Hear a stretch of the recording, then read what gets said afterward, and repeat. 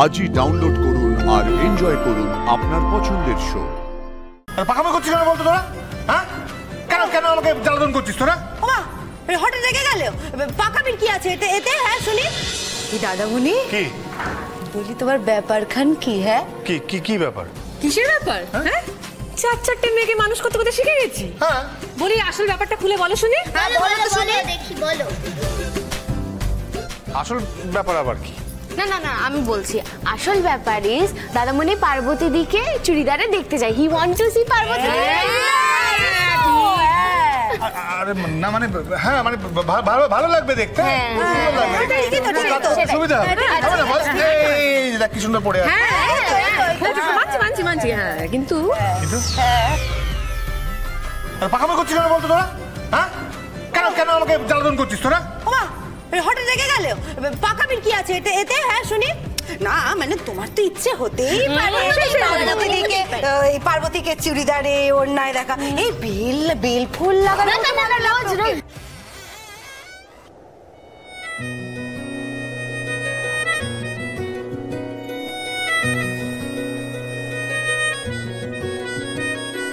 তুমি ওই রামধনু জলধো আকাশে, আমি পথেরই ধুলো। তোমারই জন্যে স্বপ্নের রাজকন্যে বেঁধেছি বাসা মনের জানলায়। তোমারই জন্যে স্বপ্নের রাজকন্যে বেঁধেছি বাসা মনে অবেলায়। তুমি যে আমার প্রাণের পার্বতী, তোমার আলোয় ফুটবে মুখে সুমেরি জ্যোতি। তুমি আমার চাঁদ গতির গতি, তোমার আলোয় ফুটবে মুখে সুমেরি জ্যোতি।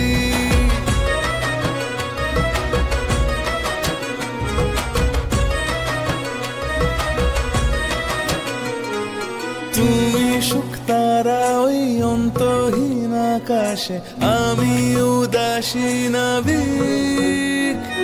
তাও দু চোখ বুঝে দিশা পাই খুঁজে, এমন করে বুঝবে কারা আছে দায়। তাও দু চোখ বুঝে দিশা পাই খুঁজে, বেঁধেছি বাসা মনে অবেলায়। তুমি যে আমার প্রাণের পার্বতী, তোমার আলোয় ফুটবে মুখে সুমেরি জ্যোতি। আরে কি হলো, তোমরা দাঁড়িয়ে রইলে কেন? চলো। হ্যাঁ, ও হ্যাঁ হ্যাঁ, দাঁড়িয়ে কেন? দাঁড়িয়ে আছিস কেন তোরা? চলো, দেরি হয়ে যাবে তো এরপরে। হ্যাঁ চল চল। না মানে আমি আসছি, ঘর তোর সব তালা টালা দিয়ে সুন্দর করে। আয় তোরা। দাদামণি বলছি পার্বতীকে নিয়ে যাই আমাদের সাথে। নিয়ে যাই। হ্যাঁ যাই, চলো পার্বতী এসো। চলো আসছি।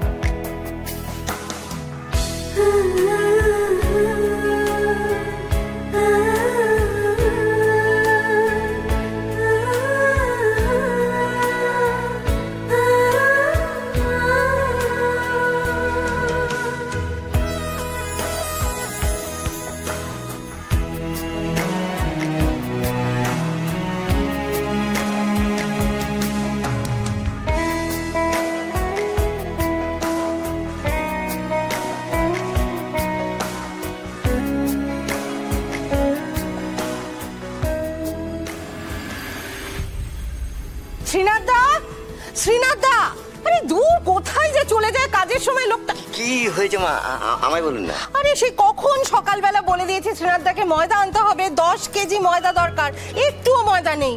এদিকে রান্নার ঠাকুর আমার মাথা একেবারে খারাপ করে দিল। তার এখনই নাকি ময়দাটা মাখতে হবে, নইলে লুচি ফুলবে না। লুচি ফুলবে না? না। কেন? সে আমি কি করে জানবো? কোথায় গেল? আমি একা হাতে কি কি সামলাবো আমি জানি না। এই তো একটু দেরি হয়ে গেল। ওমা এ কি রে, তুই এরকম কাঁধে বস্তা নিয়ে কোত্থেকে কি নিয়ে এলি? ওই যে সকালবেলা শুনলাম তোমাদের ময়দা কম পড়েছে। বোঝো কাণ্ড, তাই বলে তুই অনুষ্ঠান বাড়িতে এরকম কাঁধে বস্তা নিয়ে আসবি? আরে সেটাই তো, আমিও তো কতবার করে বারণ করলাম। একবার যদি কোনো বিষয়ে গো ধরেছে না, তারপর সেই গো ভাঙায় কার সাধ্য। ওরে রাখ রাখ, এটা রাখ। হ্যাঁ হ্যাঁ রাখছি। আরে দাদা, তোমার জামাটা তো খারাপ হয়ে যাবে। তুমি কেন কেন এত ভারী জিনিস তুলেছো বলো তো? জামাটা ও ঠিক আছে, কোনো অসুবিধা নেই, অভ্যাস আছে এসব। এসি যখন পড়েছে কি আর করা যাবে। আমাকে তো রান্নাঘরে তুই পারবে তো? এই দেখি না বাড়ি কিন্তু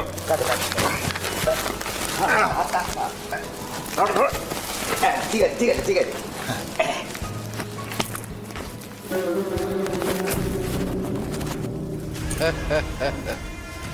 সোম, বড় ভালো লাগছে। কেন বাড়ির সঙ্গে মিশে গেছিস?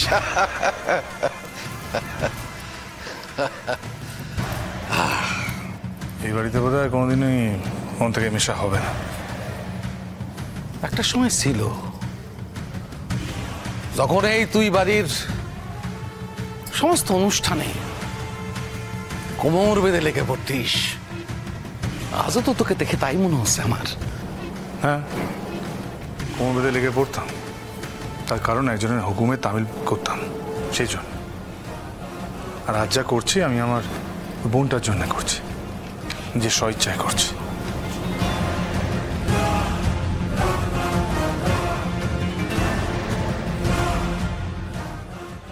সত্যি বলতে দাদা, এত ভালোবাসা পাওয়ার অভ্যেস আমার কোনোদিনই ছিল না।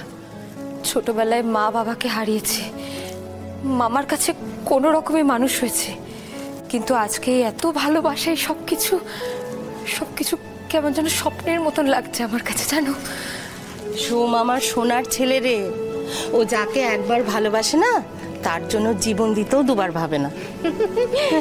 ঠিক বলেছো লক্ষ্মী বউ, একদম ঠিক কথা বলেছো। তারপর আমাদের প্রতাপের সাথে আপন বোনের বিয়ে, এটুকু তো করবেই। আপন বোন? ও, ওকে তুমি আপন বলছো না বুঝি? সে ঠিক আছে, আপন না ভাবতে পারলে আর কি করা যাবে। ঠিক আছে, মানিয়ে নেবে ও, ছোট বোন। না পিসিমণি, আপন দাদার ভালোবাসা কেমন হয় আমি হয়তো জানি না, কিন্তু তা যাই হোক না কেন এই দাদার থেকে বেশি নয়।